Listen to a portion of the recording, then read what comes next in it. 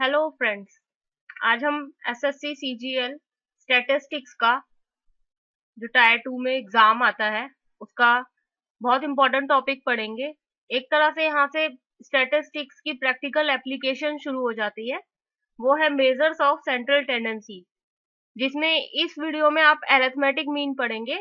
Arithmetic mean को आप compare कर सकते हैं, मतलब रिजेंबल करता है ये एवरेज से, लेकिन जो आप एवरेज निकालते हैं वो अनग्रुप डेटा की होती है।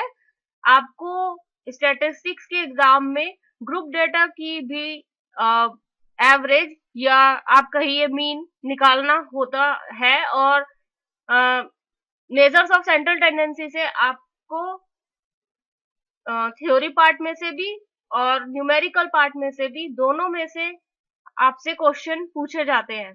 ये बहुत इंपॉर्टेंट टॉपिक है, इसको स्किप मत कीजिएगा, इसको छोड़िएगा नहीं, क्योंकि इसमें से क्वेश्चन आते ही हैं और दोनों तरह के क्वेश्चंस आते हैं, थ्योरी पार्ट में से भी आते हैं और न्यूमेरिकल पार्ट में से भी आते हैं।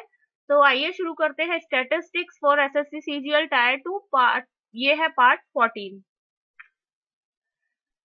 तो आपको धीरे धीरे इसमें समझ आने लग जाएगा कि मेजर्स ऑफ सेंट्रल टेंडेंसी में क्या करेंगे।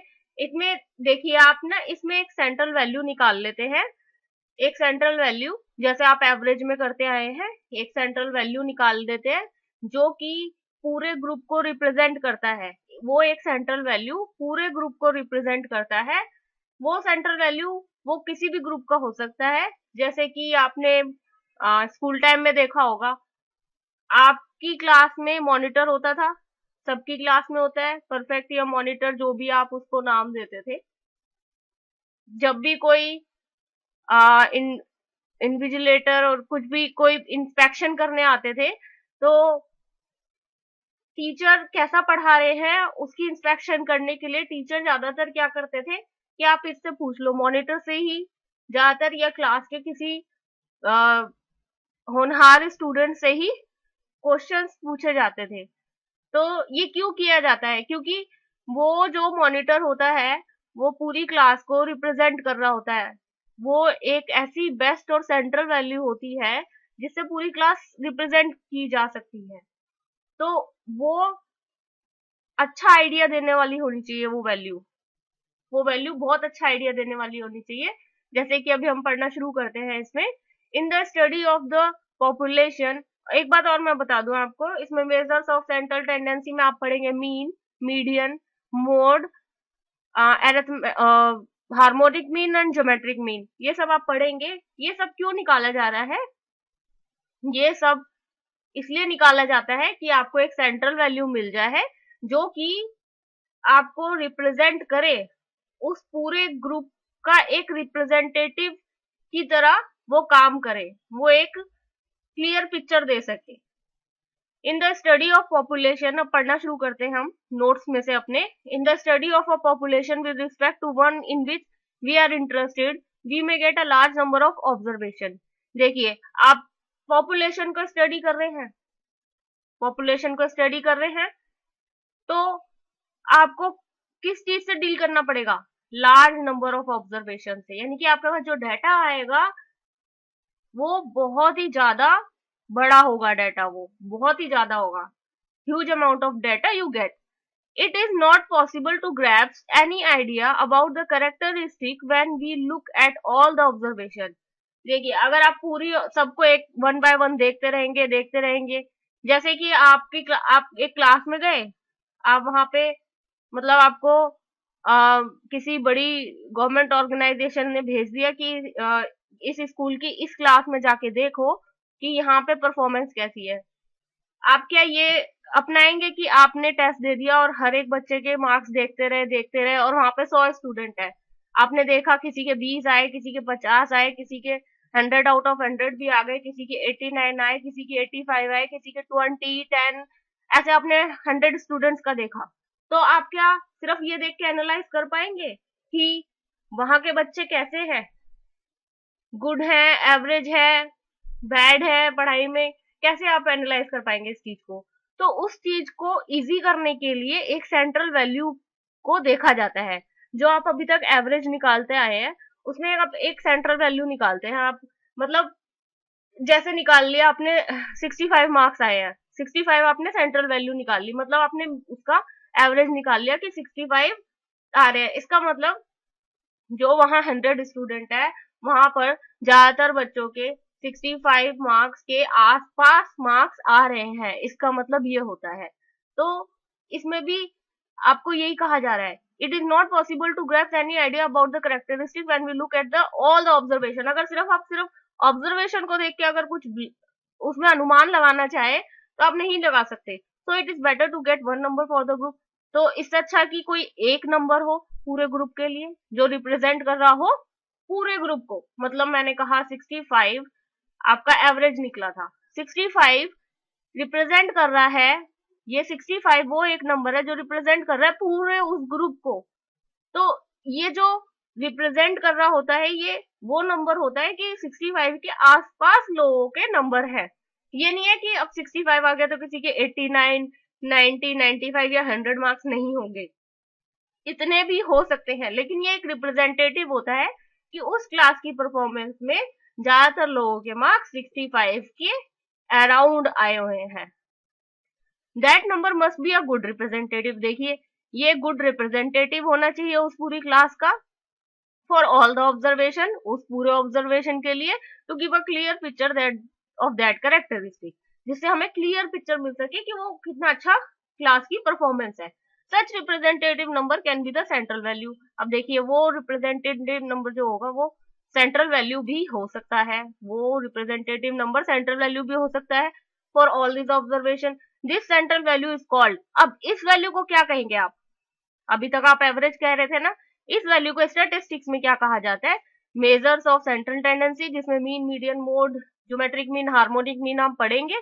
इस वैल्यू को ये कहा जाता है, या आप एवरेज तो आज तक बोलते ही आए हैं, या बोल सकते हैं अ मेजर ऑफ लोकेशंस।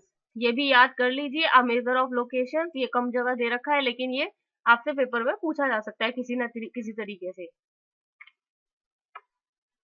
आपसे ये पूछा जा सकता है, आपको 5 ऑप्शंस दे दिया और जैसे mean, median, mode, geometric mean, harmonic mean they दिया और उसमें पूछ लिया कि ऑल ऑफ द अबव भी दे दिया और नन ऑफ द अबव भी दे दिया, मतलब 3 ऑप्शन दे दिए, mean, median, mode, all of the above, none of the above, ये 5 ऑप्शन दे दिए और आपसे पूछ लिया कि which of the following is a measure of location, तो वो तो तीनों ही मेजर ऑफ लोकेशंस है, तो इसका आंसर हो जाएगा all of the above. Next, according to professor Bowley ने क्या कहा, एवरेज क्या होती है, average are statistical constant which enable us to comprehend in a single effort the significance of the whole। पूरा जो ग्रुप है उसकी सिग्निफिकेंस का सिर्फ एक सिंगल एफर्ट से आप जब उसको कॉम्प्रिहेंड, आप उसको निकाल पाए, उसका निष्कर्ष निकाल पाए, तो उसको आप बोलेंगे average. they give us an idea about the concentration of the value in the central part of the distribution। देखिए वो हमें आइडिया दे देगा कि उस वैल्यू की कितनी कंसंट्रेशन है in the centre part of the distribution के बिल्कुल सेंटर पार्ट में उस वैल्यू की कितना कंसंट्रेशन है। इसको शॉर्ट में बोले तो an average of the statistical series is a value of the variable which is representative of the entire distribution को जो रिप्रेजेंट करे एवरेज उसको बोलते हैं। अब ये 5 तरह के होते हैं, 5 मेजर्स ऑफ सेंट्रल टेंडेंसी। क्या क्या होते हैं, यही कोर्स में है, मीन या अरिथमेटिक मीन, जिसको सिंपली आप मीन बोलते हैं या आप एवरेज भी बोलते आए हैं, लेकिन आप ये ध्यान रखिए जो आप एवरेज बोलते आए हैं वो अनग्रुप डेटा की एवरेज थी। अगर ग्रुप डेटा की एवरेज आ जाए तो वो हम स्टैटिस्टिक्स में अभी आगे पढ़ेंगे, वो ग्रुप डेटा की एवरेज होती है। अनग्रुप डेटा की तो आपको बहुत आसानी से समझ में आ जाएगी। मीडियन, मोड, ज्योमेट्रिक मीन, कभी कभी ऐसे भी लिखा होता है, and harmonic mean. Arithmetic mean को भी एम करके लिख देते हैं, अरिथमेटिक मीन। अमंग देम जो मीन, मीडियन, मोड है वो सिंपल एवरेज है, और जो आपके ज्योमेट्रिक मीन और हार्मोनिक मीन है वो स्पेशल एवरेज है। अब ये करेक्टरिस्टिक्स आप जल्दी से रीड आउट कर लीजिए, इतना इसका वो आपके पेपर में रोल नहीं है, लेकिन आपको पता होना चाहिए।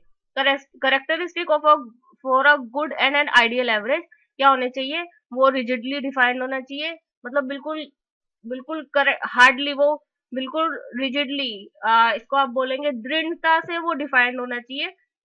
इजी टू अंडरस्टैंड होना चाहिए, compute easy to understand and compute होना चाहिए, आसानी से समझा जा सके और आसानी से उसका कंप्यूटेशन हो सके, उसको कैलकुलेट कर सके, सारी आइटम्स को कंसिडर करता हुआ होना चाहिए। It's definition shall be in the form of mathematical formula में होना चाहिए।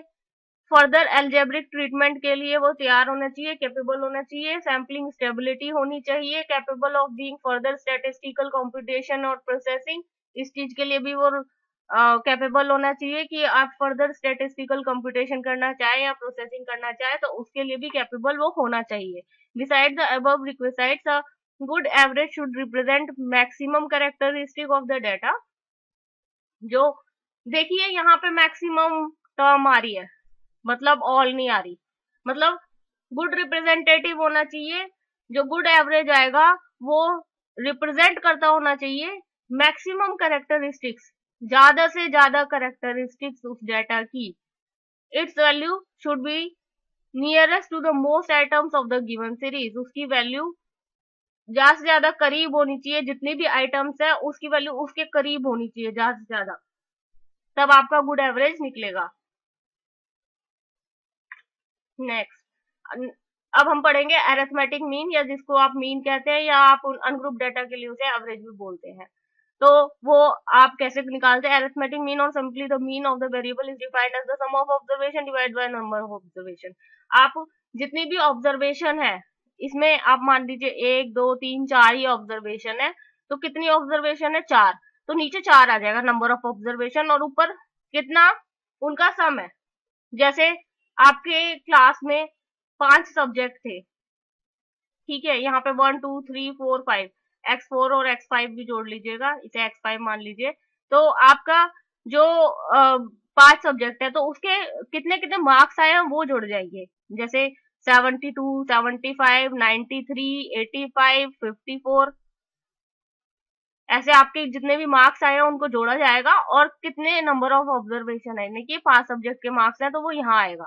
यही करते हैं ना आप एवरेज में, वही यहाँ पे करना है। ये मीन का साइन है, एक्स के ऊपर बार, ये मीन का साइन है। या इस फॉर्मूले को ऐसे भी लिखा जा सकता है, 1/n sigma, sigma represent sum, यानी कि sum of i equals 0 i equals 1 to n, मतलब एक्स आई, यहाँ पे एक्स आई लिखा हुआ नहीं कि पहले लेंगे x1, 1 आएगा i में, फिर x2 x3, जैसे हमारा n क्या है 5 के इक्वल, n इक्वल टू 5 है ना, हमारा नंबर ऑफ ऑब्जर्वेशन 5 थी तो 5 है, तो x5 जो भी x5 की वैल्यू होगी वो, तो ऐसे ये फॉर्मूला चलता है। This formula is for ungroup data और रो डाटा, ये अनग्रुप डाटा के लिए है।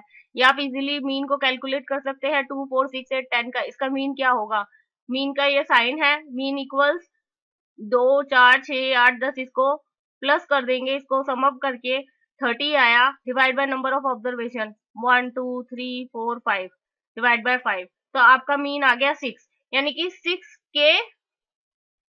6 वो नंबर है जो इस पूरे ग्रुप को रिप्रेजेंट कर रहा है, मतलब जितने भी वैल्यू होंगी वो 6 के आसपास है, जितनी भी वैल्यू होंगी वो आपके 6 के आसपास रहेंगी, वो रिप्रेजेंट करता है मीन, या आपका मेजर्स ऑफ सेंट्रल टेंडेंसी से वो रिप्रेजेंट किया जाता है। शॉर्टकट, इसका शॉर्टकट मेथड जो कि आपके एग्जाम के लिए इंपॉर्टेंट भी है, shortcut method under this method and assume mean, देखिए इसमें जो काम करता है वो एज्यूम मीन करता है। ये जो ए है इसे स्मॉल ए से भी रिप्रेजेंट किया जा सकता है, या an arbitrary average indicated by a is used as a basis of calculation of deviation from individual values। देखिए इसमें ये फॉर्मूला याद कर लीजिए, जो आपका एज्यूम्ड मीन होगा उसमें आप सम अप कर देंगे डेविएशंस को on divide by number of observations. देखिए A stands for assumed mean और any value of any value in x. X में कोई भी आप एक वैल्यू उठा सकते हैं, ये एक्स लिखा हुआ है उसमें कोई भी एक वैल्यू उठा सकते हैं। मोस्टली बीच की वैल्यू उठाई जाती है, आप ये या ये उठाइए, मोस्टली बीच की वैल्यू उठाई जाती है, इससे आपकी कैलकुलेशन इजी हो जाती है। डेविएशन क्या है, डी क्या है, deviation of each value from the आपने जो एज्यूम्ड मीन लिया है उसके हिसाब से जो डेविएशन हुआ है वो। अब देखिए ये एग्जांपल बहुत ही सिंपल है, 5 सब्जेक्ट में स्टूडेंट के मार्क्स हैं जो इस तरह से हैं 75, 68, 80, 92 एंड 56। अब आपने उसमें एवरेज निकालना है या मीन निकालना है using this formula, using this formula. देखिए अब क्या करेंगे, आप एक एज्यूम्ड मीन ले लेंगे, आपने लिया 68, जैसे हमने ये ले लिया है कि 68 हमने एज्यूम्ड मीन लिया है, इसे स्मॉल ए से भी रिप्रेजेंट कर सकते हैं। तो आप क्या करेंगे, जो डेविएशन आएगा मतलब इन दोनों में कितना डिफरेंस है वो डेविएशन आएगा, जो भी आपने एज्यूम्ड मीन लिया उन दोनों में कितना डिफरेंस है। तो आपने क्या किया, x माइनस ए, इसको इसी फॉर्म में लिखना है, मतलब अगर माइनस में आएगा तो माइनस में आपका डेविएशन आएगा, आप उसको टोटल सम अप करेंगे 31 आया, मतलब एज्यूम्ड मीन कितना था 68 plus deviation divide by number of observation 31 divide by 5, तो आपका 74.2 आपका आंसर आ गया। वो तो था अनग्रुप डाटा के लिए। अब आ गया आपका group data. This the mean for group data is obtain from the following formula. देखिए ग्रुप डाटा के लिए ये फॉर्मूला अपनाया जाएगा, mean equals sigma of f x, मतलब frequency into mid point of individual को मल्टीप्लाई करके, ये मल्टीप्लाई का साइन है, मल्टीप्लाई करके डिवाइड कर देंगे टोटल फ्रीक्वेंसी से या सम ऑफ द फ्रीक्वेंसीज से। इसमें वो नहीं है कि नंबर ऑफ फ्रीक्वेंसी है, ये टोटल ऑफ फ्रीक्वेंसीज है। इसका शॉर्टकट क्या है, एज्यूम्ड मीन ले लेंगे इसमें भी, plus sigma of frequency deviation. देखिए डेविएट होती है वैल्यू, क्योंकि जब भी हम एज्यूम्ड मीन लेते हैं तो वैल्यू डेविएट होती है कहीं ना कहीं, तो वो जो डिफरेंस आता है वो सब यहाँ लेंगे डिफरेंस, और फिर फ्रीक्वेंसी और डेविएशन जो आएगा उसको मल्टीप्लाई कर देंगे, वो हमारा आएगा sigma of F D divide by N, जो कि टोटल फ्रीक्वेंसी होगी, इंटू सी। सी है क्लास विड्थ, देखिए क्लास विड्थ क्या होगी 10 to 20, 20 to 30, 30 to 40,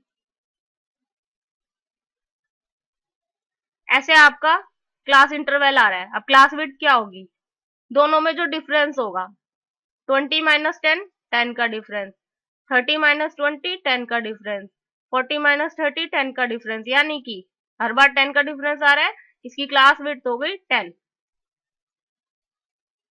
और ए क्या है, any value in x, x में कोई भी वैल्यू ले लेंगे, मोस्टली बीच की वैल्यू ली जाती है क्योंकि उससे डिफरेंस निकालना इजी हो जाता है, तो हमारा क्वेश्चन भी इजी हो जाता है। देखिए ये फ्रीक्वेंसी डिस्ट्रीब्यूशन है, ये मार्क्स दे रखे हैं, नंबर ऑफ स्टूडेंट्स दे रखे हैं, जो मार्क्स दे रखे हैं वो हमारा एक्स है, और फ्रीक्वेंसी जो नंबर ऑफ स्टूडेंट्स है, मतलब 8 लोगों के 64 मार्क्स आए हैं, 18 लोगों के 63 मार्क्स आए हैं, 12 लोगों के 62 मार्क्स आए हैं। अब ये दो, सिर्फ हमारे पास ये दो वैल्यू है, काफी है। अब हम क्या करेंगे, x में से किसी भी एक को एज्यूम्ड मीन मानेंगे, स्मॉल ए या कैपिटल ए से रिप्रेजेंट कर सकते हैं इसे। तो आपने डिफरेंस निकाला 64 और 62 का, तो आपका जो डेविएशन आया, इसमें पहले एफ एक्स आप निकाल के रख लेंगे, क्योंकि आपको सिग्मा ऑफ एफ एक्स देना है इसमें, अगर आपने ये वाला फॉर्मूला डायरेक्ट मेथड लगाया। अगर आपने डायरेक्ट मेथड नहीं लगाया, आपने शॉर्टकट अपनाया है, तो आप एज्यूम्ड मीन का यूज करके आप निकाल सकते हैं। देखिए इसमें क्या डिफरेंस है कि आपने सीधा एफ एक्स निकाल लिया, आपने एफ एक्स निकाला पहले तो इतनी लंबी कैलकुलेशन की, 64 इंटू 8 512, 63 इंटू 18 मल्टीप्लाई किया कितना सारा, तब आपका जाके एफ एक्स की सारी वैल्यूज आई, आपने फिर उसको सम अप किया, फिर एक बड़ी सी वैल्यू आई, फिर फ्रीक्वेंसी को सम अप किया, फिर उन दोनों को डिवाइड किया, तब जाके आपका मीन आ रहा है। लेकिन अगर आप शॉर्टकट मेथड अपनाते हैं, शॉर्टकट मेथड मतलब आपने किसी एक वैल्यू को, x में से किसी एक वैल्यू को एज्यूम्ड मीन माना, फिर एज्यूम्ड मीन से डेविएशन निकाला x minus A, x -a, जो भी डेविएशन आया देखिए कितनी छोटी छोटी वैल्यूज है। फिर आपने फ्रीक्वेंसी इंटू डेविएशन किया जो कि FD आ गया, और इससे आपने निकाला कितना टोटल आ रहा है। देखिए टोटल कितना कम आ रहा है, -7 आ रहा है इसमें, और आपको मल्टीप्लाई करने में भी दिक्कत नहीं आई होगी। 8 इंटू 2, 18 इंटू 1, 12 इंटू 0, तो इतना आसान हो जाता है ये। आपने फॉर्मूले में पुट किया, जो भी एज्यूम्ड मीन है उसमें प्लस क्या कर देंगे, सिग्मा ऑफ FD, ये समीशन ऑफ सिग्मा, मतलब summation of frequency into deviation divide by n, मतलब टोटल फ्रीक्वेंसीज, टोटल फ्रीक्वेंसी 7/60, यानी कि 62 प्लस, ये प्लस था लेकिन ये -7 था, देखिए ऐसे था 62, तो हमारा ये था एज्यूम्ड मीन, प्लस में -7/60, जो कि इस फॉर्म में आ गया, और इसका जो आंसर आया 61.88। अब देखिए ये एक ऐसा ही एग्जांपल है, सेम टू सेम, इसमें बस क्लास विड्थ का भी यूज हुआ है, मतलब हर बार डेविएशन में x-a तो हम करते ही थे, x-a के साथ हमने, क्योंकि क्लास, इसमें क्लास विड्थ का यूज क्यों हुआ है, इसमें देखिए क्लास इंटरवल में दे रखा है, तो क्लास इंटरवल में क्या होता है, जो भी उसकी विड्थ होती है, जैसे यहाँ पे 10 आ रही है विड्थ, हर एक के बीच में 10 का डिफरेंस है, तो उसको डिवाइड बाय क्लास विड्थ से भी करना होता है। C stand for class width. Same फंडा है अरिथमेटिक मीन कैलकुलेट करने का, फॉर्मूला भी सेम है, बस फर्क क्या आ गया कि इसमें जो आपका डेविएशन आता है उसको क्लास विड्थ, क्योंकि इसमें क्लास दे रखी है, पूरे क्लास इंटरवल के साथ दे रखा है, तो उसकी वजह से आपको यहाँ पे डिवीजन भी करना होता है। तो आप ये खुद से करके देखिए, बहुत इजी क्वेश्चन है, आप इस क्वेश्चन को लिख लीजिएगा यहाँ तक, और पहले खुद से करके देखिएगा, वीडियो को पॉज कर दीजिएगा, चाहे तो फॉर्मूला भी लिख लीजिएगा अभी के लिए साथ में। लेकिन ये एग्जाम में आता है क्वेश्चन, बहुत इंपॉर्टेंट है, इस तरह के क्वेश्चन आते हैं मीन मीडियन मोड में से, उसका थ्योरी भी आ जाता है, उसका न्यूमेरिकल पार्ट भी आता है, तो आप इन क्वेश्चंस को जरूर करके जाइएगा। और भी आपको कोई क्वेश्चन मिलता है तो उसको भी कर लीजिएगा किसी बुक में से, या मैंने विच बुक टू रेफर के लिए भी एक वीडियो बनाया है, आर गुप्ता की है स्टैटिस्टिक्स, वो SSC CGL के लिए ही है, उसमें आपको दोनों चीजें मिलेगी, उसमें आपको थ्योरी भी मिल जाएगी, थ्योरी भी नोट्स फॉर्म में है, तो आपको ज्यादा दिक्कत नहीं आएगी, आप उसमें से भी पढ़ सकते हैं। अब हम पढ़ते हैं merits and demerits of arithmetic mean, क्या क्या उसके अच्छी बातें, क्या क्या उसकी बुरी बातें हैं। अब अभी हम पढ़ रहे हैं मेरिट्स, उसकी अच्छी बातें। रिजिडली डिफाइंड होता है वो मीन, इजी टू अंडरस्टैंड होता है, कैलकुलेट करने में भी आसान होता है। नंबर ऑफ आइटम्स अगर बहुत ज्यादा होती है तो वो ज्यादा एक्यूरेट और मोर रिलायबल हो जाता है। जो ये कैलकुलेट होता है, it is a calculated value and is based on its position in the series. it is possible to calculate even if some of the details of the data are lacking। देखिए कुछ details अगर नहीं भी है, कुछ कुछ क्या मतलब बहुत थोड़ी डिटेल, मतलब कुछ लोगों का डिटेल्स नहीं भी आई है, आपने पूरे गांव का सर्वे किया, उसमें से 4 घर थे जिनमें अभी लोग कहीं इधर उधर गए थे, छुट्टी के लिए गए थे, उन घरों पे ताला लगा हुआ था, तो आपने अगर ये 4 कंसिडर भी नहीं किए तब भी आपकी लगभग सही वैल्यू आ जाएगी।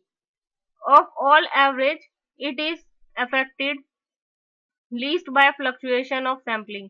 देखिए सैम्पलिंग अगर सैम्पलिंग में फ्लक्चुएशन, सैम्पलिंग अगर थोड़ी इधर उधर भी होगी तब भी ये लीस्ट अफेक्टेड होती है उससे, मतलब अफेक्टेड तो होती ही है लेकिन लीस्ट अफेक्टेड होती है, तो मीन को कंसिडर किया जा सकता है। It provides a good basis for comparison, ये अच्छा बेस प्रोवाइड करती है जिससे कि आप कंपैरिजन कर सकते हैं आप पिछली वैल्यू से और अभी की वैल्यू से। जैसे कि आपने 1975 में कोई सर्वे हो रखा था, उसकी वैल्यू से 2009 की वैल्यू को कंपेयर किया कि उनकी डेली एक्सपेंस तब कितना था और अब कितना है। तो अगर आप मीन के थ्रू निकालते हैं, अरिथमेटिक मीन के थ्रू, तो आपको कंपैरिजन करने में ज्यादा मुश्किल नहीं आएगी। अब इसके डीमेरिट्स क्या हैं? Demerits, it can not be obtained by inspection nor located through a frequency graph. देखिए, ये इंस्पेक्शन से नहीं ऑब्टेन की जा सकती है और फ्रीक्वेंसी ग्राफ पे भी ये लोकेट नहीं की जा सकती। It can not be in the study of quantitative phenomena, not capable of numerical measurement. देखिए, अगर आपको क्वालिटेटिव फिनोमेना के हिसाब से अगर आपको एएम यूज करना है और आपके पास है क्वालिटेटिव फिनोमेना, यानी कि आप ब्यूटी को कंपेयर करना चाहते हैं, किसी गांव में कितने लोग ऑनेस्ट है उसको कंपेयर करना चाहते हैं, तो आपके लिए एएम काम का नहीं है। It can ignore any single item only at the risk of losing its accuracy. देखिए, हमने मेरिट्स में पढ़ा कि इसमें कुछ आइटम्स को इग्नोर भी किया जा सकता है, कुछ वैल्यूज को इग्नोर भी किया जा सकता है, लेकिन वो किस शर्त पे है कि आप उसकी एक्यूरेसी को लूज कर रहे हैं। ये रिस्क होता है इसमें कि आप उसकी एक्यूरेसी को लूज कर रहे हैं। It is affected very much by extreme values. अब देखिए, अब क्लास में 10 बच्चे हैं, उसमें से 3 बच्चों के 0 मार्क्स आ गए 100 में से, और 3 बच्चों के 100 आउट ऑफ 100 आ गए, और बाकी के 4 बच्चों के उसके बीच में मार्क्स आए हैं। तो आपको लगता है उसका मीन ठीक निकल पाएगा? नहीं। तो अगर एक्सट्रीम वैल्यूज हैं उसमें, तो मीन निकालना मतलब वो एक्यूरेटली नहीं निकल पाएगा, एक्यूरेसी नहीं होगी। जो हमारे पास सेंट्रल वैल्यू आएगी उसकी, उसमें एक्यूरेसी नहीं होगी। It can not be calculated for open and classes. देखिए, ये हमारा मल्टीपल चॉइस क्वेश्चन भी बन जाता है। ओपन एंड क्लासेस के लिए किस चीज को यूज नहीं किया जा सकता? हमारे एएम को, हमारे एएम को यूज नहीं किया जा सकता ओपन एंड क्लासेस के लिए। It may lead to fallacious conclusion. देखिए, मैं बता रही थी ना कि ये एक्सट्रीम वैल्यूज अगर दे दिया या कुछ ऐसी वैल्यूज आगे पीछे बहुत ज्यादा हो रही है, तो फॉल्सियस कंक्लूजन भी आ सकते हैं ना, if the details of the data from which it is computed are not given. अब हम नेक्स्ट पार्ट में वेटेड अरिथमेटिक मीन पढ़ेंगे। वेटेड अरिथमेटिक मीन, जो कि हम पार्ट 15 में पढ़ेंगे। ये बहुत छोटा होगा, बहुत छोटा टॉपिक है वेटेड अरिथमेटिक मीन। हमारा फेसबुक लिंक भी है, जो कि है कॉम्पिटिटिव क्लासेस बाय बरखा। ये इसका लिंक आपको नीचे दे दिया गया है। आप हमारे फेसबुक के साथ फॉलो करने के लिए या ज्वाइन करने के लिए उस लिंक को क्लिक कर सकते हैं। हमारे फेसबुक लिंक को लाइक भी कर सकते हैं। अगर आप ऐसे ही वीडियोस की जानकारी चाहते हैं तो हमारे YouTube चैनल को सब्सक्राइब कीजिए। Thanks for watching this video. Your success is our aim. Bye bye.